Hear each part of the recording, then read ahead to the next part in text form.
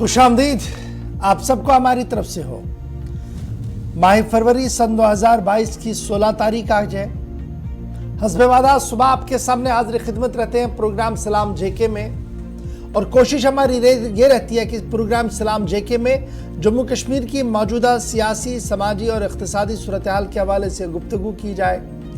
हुकूमती इदारों की तरफ से फैसले लिए जाते हैं, उन फैसलों के पस मंज़र में क्या कुछ चल रहा है, किस तरीके की अमल दरामद है, अवाम क्या कुछ सोच रही है, इस पर गुफ्तगू करने की कोशिश करते हैं। कुछ तबसरा करते हैं, कुछ तज्जिया करते हैं, और उस बीच आपकी भी बात हुकूमत तक पहुँचाने की कोशिश करते हैं, क्योंकि 3 मरहलों पर यह प्रोग्राम होता है।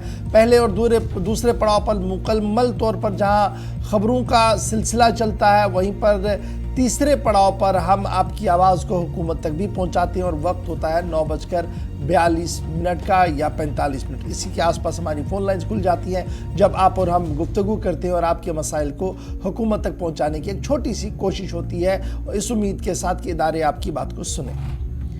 आज भी यह सिलसिला इसी तरीके से जारी रहेगा, लेकिन आपको हर दिन की तरह आपको याद दिलाते चले कि टेलीविज़न चैनल पर आप हमें तो देख रहे हैं, टीवी पर बराह रास्त नशरियात तो आपके पास आ रही है। अगर आप इन नशरियात को और भी देखना चाहते हैं, या हमारी बैक नशरियात को देखना चाहते हैं, माजी की नशरियात को देखना चाहते हैं, कल की नशरियात को देखना चाहते हैं, तो कैसे आप वो देखें? उसके लिए आप फेसबुक पर आएंगे, पेज हमारे 2 ऑफिशियल है, लाइक शेयर सब्सक्राइब उसे करेंगे, वहाँ पर आप पूरे दिन हमारे साथ अपडेट रहेंगे। माजी की भी खबर देख सकते हैं, पिछले महीनों की भी खबरें देख सकते हैं, और इन प्रोग्रामों के हवाले से आप तज्जिया तबसरा भी वहाँ पर कर सकते हैं। उसके साथ साथ यूट्यूब, ट्विटर और इंस्टाग्राम पर आप हमारे साथ ज्वाइन करेंगे। यूट्यूब हमारे पास ऑफिशियली 2 है, दोनों ऑफिशियल पेज पर हम अपडेट करते हैं, प्रोग्राम अपलोड होकर आपके पास आता है। तो मुझे उम्मीद है कि वहाँ पर भी आप जिस प्यार और मोहब्बत का इजहार करते हैं, वो आज भी लगातार जारी रहेगा। ऑफिशियल वेबसाइट पर जरूर आइएगा, जहां पर 3 ज़ुबानों में हम आपके पास खबर रखते हैं, उर्दू, हिंदी और अंग्रेजी में, इस उम्मीद के साथ कि तीनों ज़ुबानों को फ़रोग मिले और तीनों ज़ुबानों के जानने वाले, पढ़ने वाले हमारे साथ जुड़े रहें, और आप अपना फीडबैक तीनों ज़ुबानों में हम तक पहुंचा सकते हैं। इसके लिए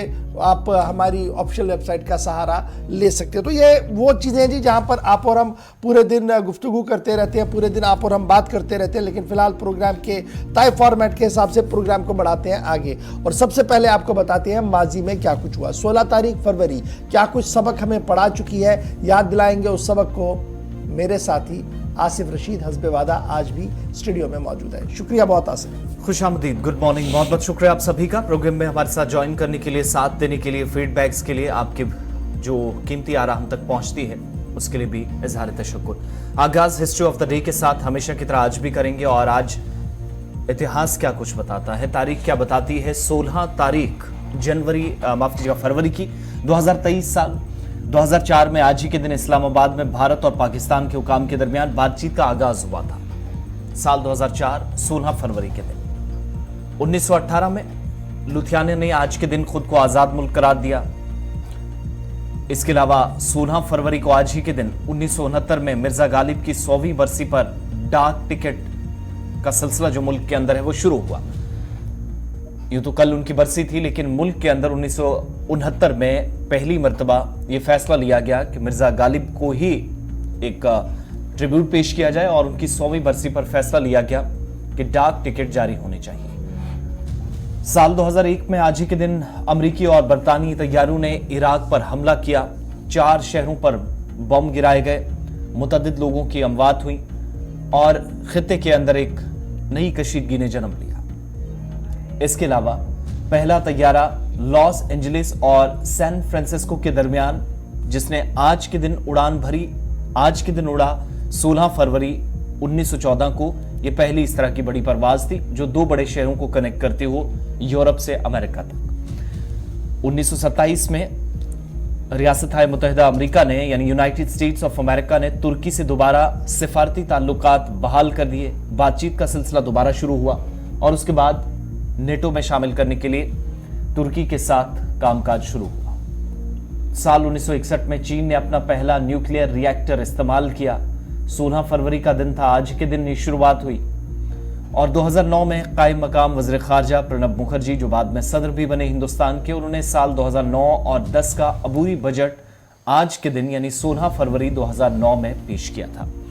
तो हिंदुस्तान और आलमी तारीख में ये चंद अहम वाक़यात थे। मुख्तसर फहरिस्त आपके सामने, चंद पॉइंट्स आपके सामने हिस्ट्री ऑफ द डे के जरिए रखे। लेकिन अब प्रोग्राम का आगाज़ करेंगे और सोशल मीडिया प्लेटफॉर्म्स पर आप हमारे साथ रहेंगे ही। आप अपने फीडबैक्स हम तक ज़रूर पहुंचाइएगा। प्रोग्राम आपको कैसा लगा, सवालों के जवाब भी दीजिएगा और अपनी आरा हमारे साथ शेयर ज़रूर कीजिएगा। तो अब खबरों की तरफ बढ़ेंगे और शुरुआत आज भी मरकज़ के ज़ेर इंतज़ाम जम्मू कश्मीर की खबरों के साथ जम्मू सुबह आपको लिए चलते हैं, जहां पर अच्छी खबरें थी, लेकिन अच्छी खबरों के बीच लोगों में डर, तनाव या एक तरह से खौफ भी है। और वो खौफ इस वजह से उस इलाके के अंदर जहां लिथियम पाया गया था और हिंदुस्तान का पहला शहर या पहला गांव बनने का शर्फ सलाल गांव को हासिल हुआ था। लेकिन खुशहाली और मिसाल की सलाल गांव जहां मुल्क के अंदर खुशहाली का एक या मिसाल कह लीजिए पूरे मुल्क के लिए बना था, वहां पर मकामी आबादी में कुछ खबरें जब सोशल मीडिया पर गर्दिश करने लगी हैं तो एक किस्म का डर और खौफ भी देखा जा रहा है। पूरी डिटेल्स और आपके सामने एग्जीक्यूटिव एडिटर इशफाक गौहर रखेंगे। बिल्कुल जी, बड़ी खबर और अहम बात यह है कि जिस गांव के अंदर ये कुदरती ज़ख़ीरा पाया गया उसका नाम सलाल गांव है। गुज़श्ता दिनों उस गांव के हवाले से हमने आपको एक तफसीली रिपोर्ट भी बताई थी, लेकिन अब इस गांव के लोगों की नींद उड़ चुकी है और इतलात और ख़बरें जो वहाँ से आ रही है वो ये आ रही है कि सलाल गांव के लोग जहाँ मुल्क की खुशहाली में अपना कंट्रीब्यूशन, अपना योगदान और अपना तरीका देना चाहते हैं, अपना हिस्सा देना चाहते हैं, लेकिन वहाँ पर उन्हें इस बात का भी खदशा है कि इन ज़मीनों से यानी सलाल की ज़मीनों से उन्हें बेदखल ना किया जाए, यानी उन्हें बाहर का रास्ता ना दिखाया जाए और उन्हें बेघर ना किया जाए और उनके रोज़ी रोटी पर कोई आँच ना आए। और इस सिलसिले में बाज़ाब्ता तौर पर अब पंचायत सतह पर एक इजलास तलब करने की बात भी कही गई है। दो पंचायतें हैं, दोनों पंचायतों का मुश्तरका इजलास होगा जिसमें कई अहम फैसले लिए जाएंगे। आपको याद होगा कि जियोलॉजी सर्वे ऑफ इंडिया ने बाज़ाब्ता तौर पर 5.9 मिलियन टन का ज़ख़ीरा जो लिथियम का है वो सलाल रियासी ज़िले का ये गांव है, वहाँ पर होने की उम्मीद जाहिर की। उसके बाद रिसर्चेस हुए, पहले भी ये डॉक्यूमेंट सामने आया था, लेकिन उसके बाद जब इसी महकमे के एक बड़े ज़िम्मेदार ने दिल्ली के अंदर एक सेमिनार के अंदर बात रखी तो इसकी तस्दीक हो गई। उसके बाद क्या हुआ जी, उसके बाद इस सलाल गाँव के जो दो पंचायतें हैं, सलाल कोटली और सलाल कलोट, ये दो गांव जो है, ये जो दो पंचायतें हैं, इनमें कमोबेश 10,000 से 12,000 की आबादी है और अब उन्हें यह खदशा जाहिर हो रहा है और लगातार वो टीवी पर टकटकियां लगा रहे हैं कि सरकार का अगला कदम क्या होगा, सरकार इस सिलसिले में क्या करेगी। और वो लगातार हमारे साथ भी राब्ते में रहते हैं, अक्सर ये पूछते रहते हैं कि गवर्नमेंट ने कोई डिसीजन लिया, अब क्या होगा, कैसे लेना होगा, क्योंकि ज़मीन के अंदर, ये पहाड़ के अंदर नहीं है, ज़मीनों के अंदर ये सारी चीज़ें जो है वो वहाँ पर पाई गई है। और वहाँ की मकामी आबादी का मानना कि उनके पास जरिए माल जो है वो सिर्फ ये ज़मीन है। अगरचे इस 10,000 की आबादी में सरकारी मुलाजमतों की फ़हरिस्त काफ़ी कम है, शरह काफ़ी कम है, ताहम एक अक्सर खासी आबादी यानी 70% से ज़्यादा आबादी जो है वो इन्हीं किसानों की है जो अपने खेतों में जाकर रोज़मर्रा का काम करते हैं। और ये तस्वीरें आपको जब इनके हाथों में है तो आप ये समझ सकते होंगे, एक तरफ से खुशी भी है और दूसरी तरफ से डर और दहशत भी उनके चेहरों पर साफ नज़र आ रहा है कि कहीं कल सरकार इसे नोटिफाइड ना करे और नोटिफाइड करने के बाद उन्हें बाहर ना जाना पड़े तो उनके जरिए माश का, उनकी जिंदगी का, उनके दीगर मामलात का क्या बनेगा। एक चीज और भी इशफाक, ये वही रास्ता है जो वादी कश्मीर को मुल्क के बाकी हिस्सों के साथ रेल के जरिए कनेक्ट करेगा। तो जो मंसूबा है, प्लान है, वो इसी हिस्से को कनेक्ट करता है और सलाल से होते हुए वो प्रोजेक्ट भी जाएगा। अगर टनल की जरूरत पड़ी तो वो इस इलाके को टच करेगा, इसलिए भी सवाल काफी ज्यादा है। अच्छा जी, एक तो ये तो आसिफ आपको बता रहे हैं कि ये क्यों हिस्टोरिकली भी इम्पोर्टेंट। अच्छा, ये सलाल आज पहली बार सुर्खियों में नहीं आया है जी, इससे पहले भी एक दो बार ये सुर्खियों में ना पैलेट को लेकर जो छर्रे निकलते हैं यहाँ से, यहाँ पर काफ़ी जर्रे निकलते थे तो उनका छर्रे बनाए जाते थे और वो छर्रों का इस्तेमाल शिकारी लोग जो है वो जंगलों में जाकर शिकार का करते थे, जिनके पास लाइसेंस बंदूक होते थे। वो छर्रे वाली गोलियाँ जो बनती है वो भी इसी सलाल के इन इलाकों से लेकर लोग वो आयरन और वो चीज़ें जो होते निकालते थे। तो कुल मिलाकर अब वहाँ पर पंचायत का इजलास होगा, पंचायत के इजलास में कई मामलों पर बहस होगी। अब हम इसलिए सरापा ये जो उनके चेहरों में एक तजब्जुब है, एक खौफ है, एक दहशत है, वो इसलिए कि अगर सरकार ने इस पूरे एरिया को नोटिफाई कर दिया तो वो जाएंगे कहाँ। तो उन्हें यह भी उम्मीद है कि सरकार अगर इस तरीके का कदम उठाती है तो ज़रूर उन्हें रिहैबिलिटेट उस तरीके से किया जाएगा जो ऑनरेबल रिहैबिलिटेशन हो, जिससे उनकी जिंदगियां अजीरन ना बने बल्कि उनके मुस्तकबिल तारीख होने के बजाय संवर जाए। तो बड़ी बात ये सलाल के हवाले से हमने आपको बताई, जहां पर तकरीबन 10,000 की आबादी इन दिनों गोनागू मुश्किलात से दो चार है, तरह तरह की अफवाहें वहां पर पहुंच रही है, लेकिन हम उन्हें इश्योर आज ये करना चाहते हैं कि सरकार ने अभी इस पूरे मामले पर कोई भी हतमी फैसला नहीं लिया है। जो अफवाहें और जो कई बातें गर्दिश कर रही है हवा में कि उन्हें बेदखल किया जाएगा ज़मीनों से, हमने जब स्टेट डिपार्टमेंट के कई जिम्मेदार लोगों से पूछा, उन्होंने कहा कि ऐसा बिल्कुल भी कोई मंसूबा नहीं है। सरकार जब इसको लेगी तो वो एक मुनज़्ज़म तरीके से लेगी कि अवाम के जायज़ हुकूक को भी पामाल ना किया जाए और स्टेट एक्सचेकर को भी नुकसान न हो, बीच का रास्ता लेकर चलने की कोशिश की जाएगी।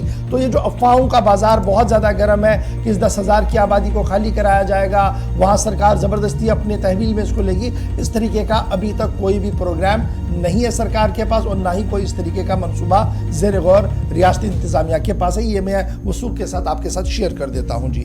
अब आते हैं जी आगे, ज़रा बात जब सरकार की हो रही है, एक तरफ से कुदरती ख़जाने हमारे पास है, दूसरी तरफ से खबर ये है कि जनाब इंडस्ट्रियल रेवोल्यूशन की बातें एक बार फिर सामने आ रही है। यानी साल 2022 में कई बार सरकार के अदाद-ओ-शुमार सामने आए हैं कि किस तरीके से यहाँ पर इन्वेस्टमेंट हो रही है, सरमायाकारी हो रही है, लेकिन अब 2023 के फरवरी के महीने में भी एक बार फिर एदाद-ओ-शुमार सरकार की तरफ से सामने रखे गए हैं और सरकारी ज़राया जो बता रहे हैं वो 60,000 करोड़ से ज़्यादा 66,000 करोड़ रुपीस जो है वो एक साल के अंदर इन्वेस्टमेंट के proposal Jammu Kashmir lieutenant governor इंतजामिया को मिल चुके हैं। 66,000 करोड़ रुपीस।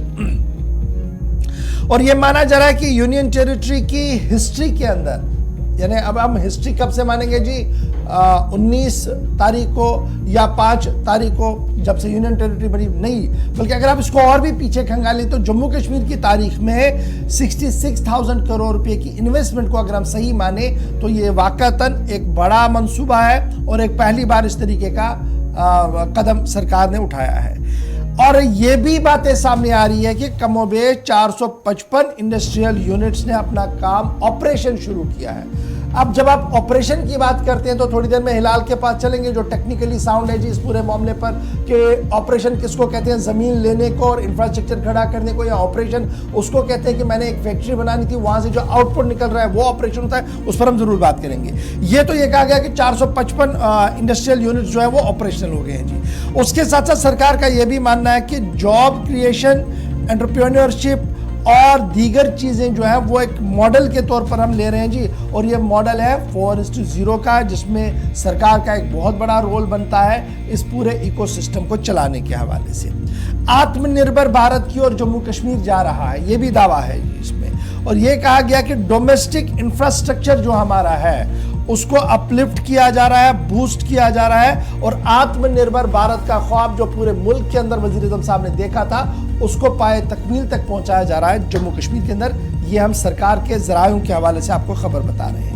तो कुल मिलाकर अभी ये इतला और ये जो बातें सामने आ रही है 67 करोड़ रुपया एक साल के अंदर प्रपोजल्स आए, इससे पहले हम 55,000 करोड़ की बातें सुन रहे थे और साल 2023 में अब 67 करोड़ तक ही आ गया। लेकिन ग्राउंड जीरो की कहानी है क्या, और ये ऑपरेशनल किसको कहते हैं जी, ये जानने के लिए सीधे हम अपने नुमाइंदे के पास चलेंगे।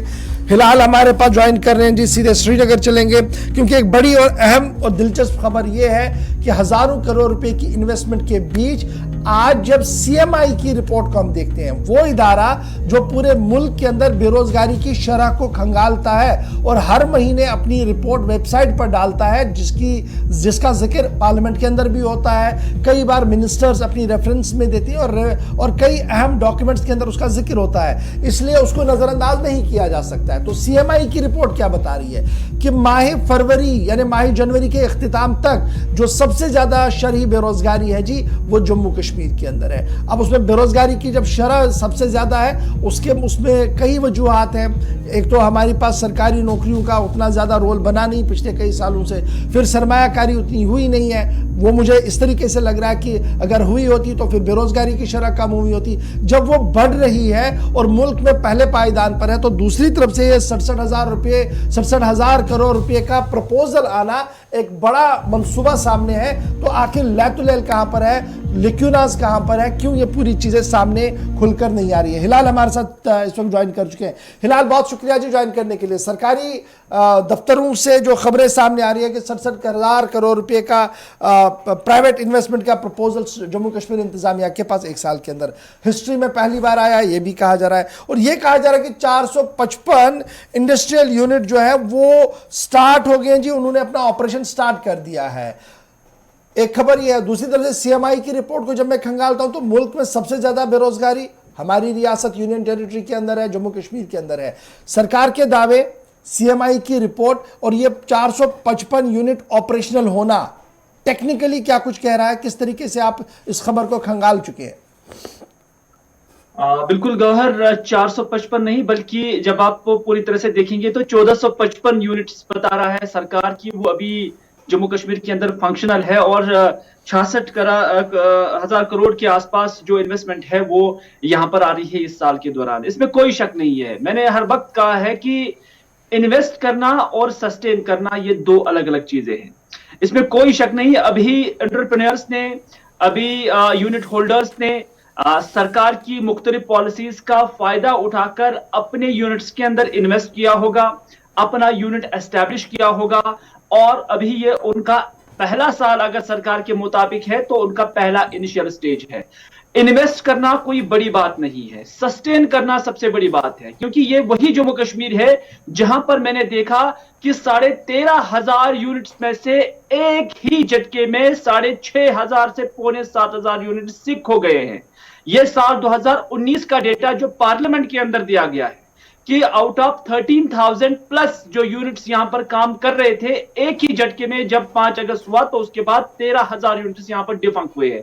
डिफंक्ट क्या हुए कि वो बिल्कुल सिक हो गए हैं, चलने के काबिल नहीं रहे, क्योंकि उससे पहले नोटबंदी भी हुई थी, जीएसटी भी आया था और हम टेल एंड पे स्टेट है, जम्मू कश्मीर टेल एंड पे है। जब हम यहाँ की टोपोग्राफी और जियोग्राफी देखते हैं तो आपको पता है कि आपकी डिपेंडेंसी है प्रोक्योरमेंट को लेकर, खासतौर पर जब हम रॉ मटेरियल का जिक्र करते हैं। हाँ, यहाँ पर सस्टेन वही बिजनेस करता है जो फ्रूट इंडस्ट्री के साथ मुंसलिक हो, एग्री इंडस्ट्री के साथ मुंसलिक हो, जिसमें आपके जैम्स हैं, जेलीज है, मार्मलेट्स है, टॉफीज है। इस सेक्टर के आसपास जो सर्वाइवल है वो नजर आता है। बाकी जैसा कि सरकार ने दावा किया है कि इतने 1,000 करोड़ रुपए की इन्वेस्टमेंट यहां पर आ रही है, इन्वेस्टमेंट आई होगी, लेकिन क्या उनकी सस्टेनेबिलिटी होगी वो देखने वाली होगी। नहीं, इसमें तो जो मैं देख पा रहा हूं तो ये करके हमने जी रिसीव किया जी प्राइवेट इन्वेस्टमेंट प्रपोजल्स, ये तो 67,000 करोड़ रुपए के प्रपोजल्स आए। इससे पहले हम सुन रहे थे 55,000 करोड़ रुपए के प्रपोजल्स आए। अगर मैं लास्ट ईयर और इस ईयर को करीब करूं तो एक अच्छी खासे प्रपोजल्स हमारे पास आ चुके हैं, लेकिन क्या ग्राउंड जीरो पर इन प्रपोजल्स की अमल दरामद हुई है? जो आप कह रहे हैं कि 1400 से ज्यादा यूनिट्स आ चुके हैं, क्या वो सस्टेनेबल है यूनिट्स यहां पर? और किस तरीके के यूनिट्स है, क्या उसमें कोई डिटेल सरकार की तरफ से अभी तक रखी गई है? देखिए, अभी तक तो विजिबिलिटी नहीं है, क्योंकि अगर विजिबिलिटी होती तो फिर आपका अनएम्प्लॉयमेंट ग्राफ इतना ज्यादा बड़ा नहीं होता, तो फिर उसकी आपकी जो इकोनॉमी है वो बहुत सस्टेनेबल होती। जम्मू कश्मीर के अंदर भी जब हम देखते हैं, आज आप किसी आम दुकानदार के पास, छोड़िए किसी यूनिट होल्डर को, किसी आम दुकानदार के पास जाइए, आपको लगेगा कि बिजनेस कहां पर है। वैसे तो एक एंटरप्रेन्योर जब हम भी अपने लेवल पर देखते हैं तो आज मार्केट बहुत मंदा है, 1.5 साल 2 साल से मार्केट बहुत खराब है और इसमें सस्टेनेबिलिटी बहुत मुश्किल है। तो इस वजह से नए यूनिट्स का आना, जैसे कि मैंने कहा कि किसी ने बैंक से लोन लिया है और उसके बाद उसको इन्वेस्ट किया है और सरकार ने इसे अपने खाते में एक अचीवमेंट समझी है, ये अचीवमेंट नहीं है बल्कि एक शुरुआत है, इसका वेलकम होना चाहिए। लेकिन क्या ये सस्टेन कर पाएगा? सस्टेनेबिलिटी के लिए सरकार की कोई भी मदद नहीं मिलती है। अगर कल के डेट में इस यूनिट को कुछ भी होता है, मुझे पता है कि मार्केटिंग में कहां से सरकार का सपोर्ट मिलता है, कहीं से भी सरकार का सपोर्ट नहीं मिलता है। सरकार का सपोर्ट किसी भी यूनिट को इन्वेस्ट करने या उसको इनिशिएट करने में मिलता है, उसमें सरकार की जानिब से 30-35% आपको सब्सिडी मिलती है, और भी कुछ चीजें, और भी कुछ मुराद मिलते हैं, लेकिन फिर उस यूनिट को आगे चलाना एक चैलेंज होता है और उसी चैलेंज में जो एंटरप्रेन्योर्स हैं, जो यूनिट होल्डर्स हैं, वो गिर जाते हैं और पड़ जाते हैं और उनके यूनिट सिक हो जाते हैं।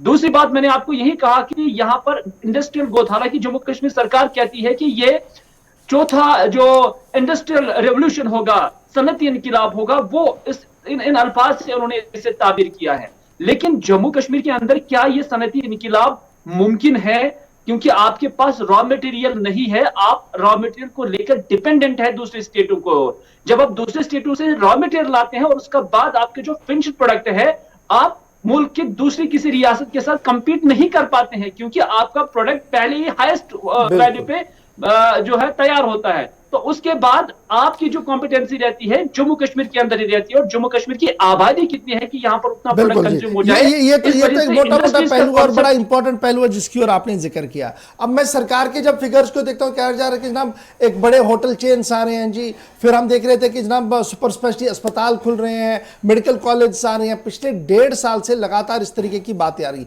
बीच में कहा गया जी कोविड था इसलिए नहीं हुआ। अब कोविड से भी बाहर आए हुए काफी वक्त हुआ और पूरे मुल्क के अंदर जिस शिद्दत के साथ काम हुआ, यूपी के अंदर तीसरी समिट हुई, जम्मू कश्मीर में अभी तक भी समिट का नाम तक नहीं आया। इन्वेस्टमेंट समिट, जो बड़ी बात हो रही थी कि जनाब इन्वेस्टमेंट समिट होगी और फिर वजीर आज़म साहब उसमें आएंगे, इन्वेस्टर्स को एक और मौका दिया जाएगा, तो वो भी तो एक बड़ा चैलेंज है। अभी हम उस प्रोसेस में भी कहीं आगे नहीं बढ़े हैं। फिर लैंड बैंक का भी एक बड़ा इशू अभी बन रहा है। जहां लैंड्स आइडेंटिफाई की गई हैं वहां बुनियादी सहूलियतें नहीं है, सड़क नहीं है, बिजली नहीं है, पानी नहीं है। तो मंसूबे तो आएंगे, पूरे मुल्क से लोग आएंगे इन्वेस्ट करने के लिए, लेकिन जब हम इंफ्रास्ट्रक्चर को डेवलप ही नहीं कर पाए तो क्या यह मुमकिन है कि हम जो ये ख्वाब देख रहे हैं ये शर्मंदे ताबीर होगा रवां साल के दौरान? ये टोटली टेंटेटिव फिगर्स लग रहे हैं, क्योंकि अभी आपका सेटअप वैसा नहीं है। जैसा कि आपने खुद भी कहा कि किसी भी इंडस्ट्रियल सेक्टर के अंदर जब आप जाते हैं, किसी भी एस्टेट के अंदर जब आप जाते हैं, तो वहां पर सड़क की पहले कमी रहती है और उसके बाद 6 महीने आपका बिजली सिस्टम बिल्कुल डिबंक है। और मैंने पहले ही कहा कि यहाँ का प्रोडक्ट जो भी होगा, यहाँ पर जो भी आप चीज पैदा करोगे, वो हाई कॉस्ट पे as compare to rest of the country, high value पे वो तैयार हो जाएगा। और जब आपकी बिजली जनरेटर से पैदा करनी पड़ेगी, आपको जनरेटर इस्तेमाल करके फिर विंटर्स की 6 महीने 7 महीने के अंदर यहाँ पर प्रोडक्शन करनी होगी, तो वो प्रोडक्ट ज्यादा ही महंगा होगा। दूसरी बात, इसमें कोई शक नहीं है कि स्कोप जो है वो टूरिज्म सेक्टर के अंदर है। इसके साथ साथ क्योंकि जम्मू कश्मीर के अंदर हेल्थ इंफ्रास्ट्रक्चर अभी उतना है नहीं, और दूसरी जानिब प्राइवेटाइज की तरफ जब हम देखते हैं, प्राइवेटाइजेशन हेल्थ सेक्टर के अंदर बढ़ रही है, तो उसमें एक स्कोप जरूर है। लेकिन ये सिर्फ जम्मू कश्मीर के अंदर ही नहीं है, ये मुल्क के अंदर हर किसी स्टेट के अंदर ऐसा इस रफ्तार से ये ग्रोथ चल रही है, चाहे हेल्थ को लेकर, क्योंकि सेहत दिन ब दिन बिगड़ रहे हैं और इसकी वजह से जो हॉस्पिटल्स की रिक्वायरमेंट भी पड़ती है, डॉक्टरों की जरूरत भी पड़ती है, आला इलाज की जरूरत भी पड़ती है। लेकिन ये सिर्फ जम्मू कश्मीर के वजह नहीं है, ये पूरे मुल्क की जरूरत है। बहुत शुक्रिया जी हमारे साथ इलाज ज्वाइन करने के लिए और बात रखने के लिए कि सरकार जिस तरीके का मंसूबा बना रही है उस मंसूबे की पजीराबी हो रही है, लेकिन जब अमल दरामद की बात कर रहे हैं तो शायद अभी दिल्ली बहुत दूर है इस पूरे मामले में। बढ़ते हैं जी आगे, बात जरा वजारत दाखिला की आपको आज से बताएंगे कि किस तरीके से अब आपको होशियार रहना है, और दाखिला वजारत ने एक हेल्पलाइन भी जारी कर दी है। बिल्कुल, हेल्पलाइन उन लोगों के लिए हेल्पलाइन नंबर्स जारी किए गए हैं जिनके साथ फ्रॉड होता है। ऑनलाइन एक मैसेज आता है, पता चलता है कि उनके बैंक खातों से पैसे कट गए हैं, लेकिन वजारत दाखिला इस पूरे मसले पर काम संजीदगी से कर रही है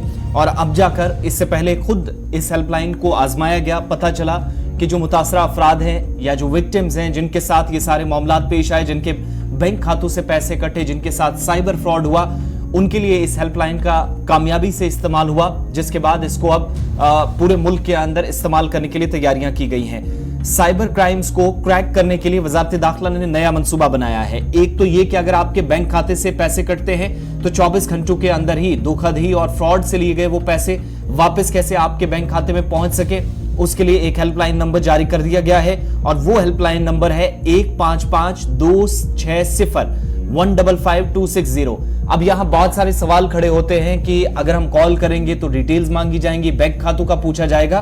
वो बिल्कुल भी नहीं होगा, उस पर भी क्लैरिफिकेशन है। वजारत दाखिला के मुताबिक कई मरतबा हमें ये कॉल्स मौसूल हुई, मैसेजेस मौसूल हुए कि बैंक खातों से पैसा कट रहा और पता भी नहीं चलता, या कोई अगर मैसेज आता है तो गलती से क्लिक भी हो जाता है, तब भी जो फ्रॉड करने वाले लोग हैं वो ऑनलाइन उनके बैंक खातों से पैसा काट लेते हैं। लेकिन वजारत दाखिला ने इसी के लिए एक्शन प्लान तैयार किया है कि अगर 24 घंटों के अंदर जो साइबर स्कैमर्स हैं, जो इस तरीके के मामलात को अंजाम देते हैं या पैसा काट आपके बैंकों से चोरी करते हैं, आपके खातों से निकालते हैं, वो कैसे 24 घंटों के अंदर वापस आपके पहुंचे। तो एक तो ये कहा गया कि एक हेल्पलाइन नंबर जो 155-260, इस पर उस शख्स को कॉल करनी होगी जिसका पैसा कटा है। अब उस शख्स को कॉल करने के बाद उसके जहन में ये सवाल भी होंगे कि शायद मुझसे पिन पूछा जाएगा, यूपीआई पूछा जाएगा, जो सीक्रेट नंबर है वो पूछा जाएगा। तो वजारत दाखिला ने पहले क्लियर कर दिया है, जब ये कॉल आप करेंगे तो आपसे सिर्फ डिटेल्स, पिन और यूपीआई को छोड़कर बाकी चीजें पूछ जाएंगी। और इससे पहले कि आप सवाल पूछें या जिस शख्स से बात करनी हो वो पूछें, तमाम मुल्क के अंदर जितनी भी रियासतों में, यूटीज में बैंक्स हैं, उनको भी पहले से इतला दे दी गई है, उन्हें जानकारी दे दी गई है कि इस तरह की एक हेल्पलाइन नंबर है जिस पर कॉल करके वो तमाम लोग जिनके साथ ये मामलात पेश आए, जिनके बैंक खातों से पैसा कटा है, वो कॉल करेंगे तो उनके साथ मस्बत रवैया होना चाहिए और उस हिसाब से उनके साथ पेश आया जाए। अगर आपके खातों से चोरी से रकम निकाली गई है, धोखा आपके साथ हुआ है और आपको पता भी नहीं है, बैंक बैलेंस चेक करने पर आपको पता चलता है कि पैसा आपके बैंक खाते से कटा है, तो ये जो नंबर स्क्रीन पर भी है, वजारत दाखिला ने ये नंबर जारी किए हैं और इस पर, इसी तर्ज पर यह हेल्पलाइन पूरे मुल्क के अंदर अब चलेगी जिस पर आपका चोरी किया हुआ या फ्रॉड से लिया हुआ पैसा वापस लाया जाएगा। वहीं पर अगर हम जम्मू कश्मीर इंतजामिया की बात करेंगे तो cyber police station Jammu Kashmir का भी काफ़ी ज़्यादा फुली फंक्शनल है और कई शिकायतें उनके पास भी आई थी। और जो एदाद-ओ-शुमार एनसीआरबी की तरफ से जारी किए गए उसके मुताबिक क्राइम रेट जो 2021 के हवाले से जारी किया गया था, उसमें यह कहा गया था कि 150 से ज़्यादा केस साइबर क्राइम के रिपोर्ट किए गए थे जी जम्मू कश्मीर पुलिस स्टेशन के अंदर, साइबर पुलिस स्टेशन के अंदर 2021 के दौरान, जिसमें अब और ज्यादा इंक्रीज हुआ है जी पिछले साल के मुकाबले में। जब हम 2020 का आंकड़ा देखते हैं और 2021 का आंकड़ा देखते हैं तो 28.33% का इजाफा हुआ। डेट मीन्स न सिर्फ मुल्क की मुख्तलिफ रियासतों के अंदर इस तरीके का फ्रॉड बढ़ रहा है, बल्कि जम्मू कश्मीर के अंदर भी इस तरीके के फ्रॉड हो रहे हैं। ठगी के नाम पर आपको लूटा जा रहा है, लॉटरियों के नाम पर आपको लूटा जा रहा है, दीगर चीजों पर आपको लूटा जा रहा है। तो तुरंत आपने कुछ नहीं करना, सीधे साइबर पुलिस में जाकर अपनी एफआईआर दर्ज करवानी है। यहाँ जो फोन नंबर हमने आपकी टीवी चैनल पर रख दिया है, इस टीवी चैनल के नंबर पर आप कॉल करेंगे 155260 जो वजारत दाखिला का नंबर है, इस पर आप कॉल करेंगे तो आपकी तमाम तर डिटेल्स को रिकॉर्ड किया जाएगा और 24 आवर्स के अंदर अंदर आपके केस पर कार्रवाई करते हुए पैसा भी वापस लाने का यकीन हुकूमत की तरफ से दिया गया है। छोटा सा ब्रेक होगा जी, यहां पर ब्रेक के उस पार आएंगे तो जुबानों की जंग के बीच सरकार ने अपने मौकफ की वजाहत कर दी हिंदी को लेकर खबर। फिर आपको बताएंगे कि आलमी मादरी जुबान मदर्स डे अभी 1-2 दिन में है, लेकिन उससे पहले कश्मीरी जुबान के लिए एक और संग मील है। क्या कुछ हुआ है उस पर भी गुफ्तगू करेंगे। और फिर जब तालीम की बात चल रही है तो बताएंगे कि सरकार का दावा तो कुछ था, लेकिन जनूबी कश्मीर के तलबा आज के दिन भी रो रहे हैं। रो क्यों रहे हैं, डिटेल के साथ, तफसील के साथ, छोटे से ब्रेक के फौरन बाद।